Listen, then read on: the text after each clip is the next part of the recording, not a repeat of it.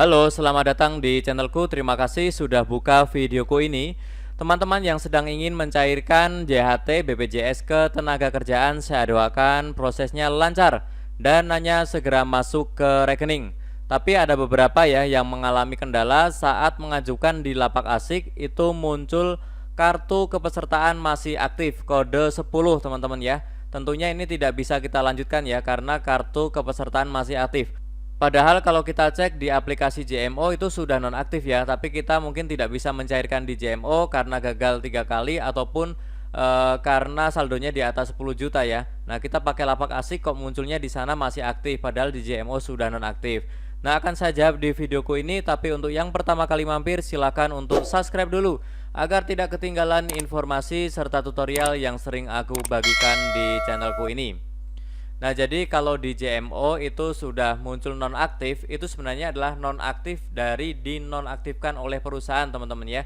Dari dilaporkan oleh HRD bahwa kita sudah resign atau sudah dikeluarkan atau apapun yang intinya sudah tidak bekerja, itu di JMO akan muncul notifikasi nonaktif.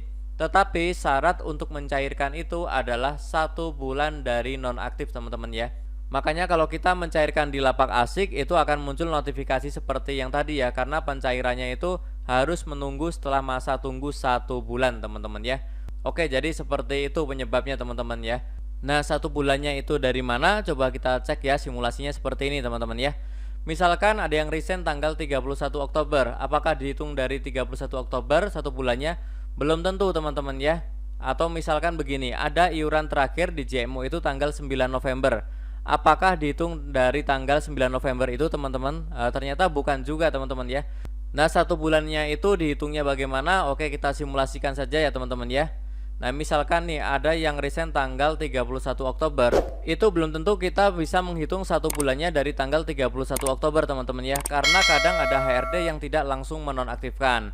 Nah, ini misalkan ya setelah 31 Oktober resign kok ternyata tanggal 9 November masih ada iuran terakhir. Nah, itu sudah pasti ya, di tanggal 31 Oktober itu sudah pasti tidak dinonaktifkan karena masih iur lagi. Nah, apakah berarti 1 bulannya dari 9 November? Nah, itu juga belum tentu teman-teman ya, karena dihitungnya itu adalah dari tanggal HRD menonaktifkan. Misalkan di 9 November memang HRD langsung menonaktifkan, ya maka 1 bulannya itu dari 9 November. Atau misalkan memang dari tanggal resign 31 itu sudah dinonaktifkan, maka 1 bulannya itu adalah dari tanggal 31 Oktober. Tetapi kalau misalkan ada HRD yang lupa sudah berbulan-bulan tidak dinonaktifkan, maka kita tidak bisa mencairkan sampai kapanpun ya. Nanti 1 bulannya pun dihitung dari setelah HRD menonaktifkan, seperti itu ya.